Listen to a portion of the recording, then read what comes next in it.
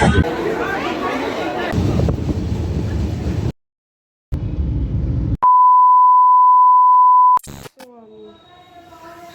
Good morning.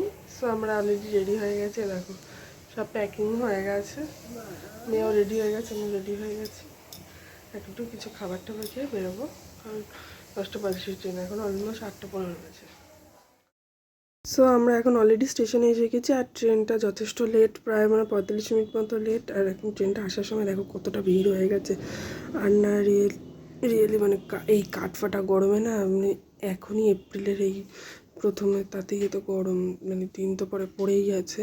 এই গরমে না নাজেহাল অবস্থা। আর আমাদের নন এসি ট্রেনে না দেখো চারিদিকে কি রোদ্দুর, আর তার মধ্যে আমাদের সিটটা ছিল না উইন্ডো সিট, একদম রোদের হলকানিটা একদম পুরো রীতিমতো আসছে। আর তার মধ্যে আমাদের যেহেতু হঠাৎ করে দীঘা যাওয়ার প্ল্যান হয়েছিল, সেজন্য টিকিটটা যখন আসার পথে টিকিটটা না একদম ওলটপালট হয়ে গেছে, একজন এদিকে একজন ওদিকে। সো আমাদের আরেও একটা টিকিট ছিল, সেটা অনেকটা দূরে, কিন্তু বাচ্চাকে নিয়ে তো আর যাওয়া যায় না, কারণ ওখানে একটাই আছে। ওই জন্য আমি আর বাবা একদিকে বসেছি, আর মেয়েটার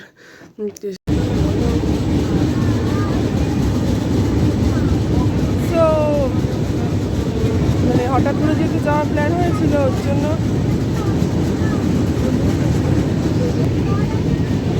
হঠাৎ করে যখন যাওয়ার প্ল্যান হয়েছিল বলে, আর যখন আসার টিকিটটা না সব আলাদা আলাদা হয়ে গেছে। এর জন্য এইখানে এক প্রান্তে ও এক প্রান্তে যারা আমার মেয়েকে দেখো, সে চারিদিক দিয়ে ঘুরে বেড়াচ্ছে।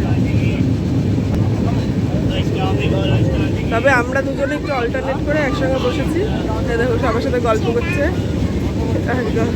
ঘুরে বেড়াচ্ছে। সব নামার পর আবার হাওড়া স্টেশনে নামার পর দেখা হবে। ভালোই আছে, লোককে এন্টারটেন করছে। সো 8 ঘন্টার মতো ট্রেন ঘুরছিল, তারপর অলরেডি 3:30 বাজে।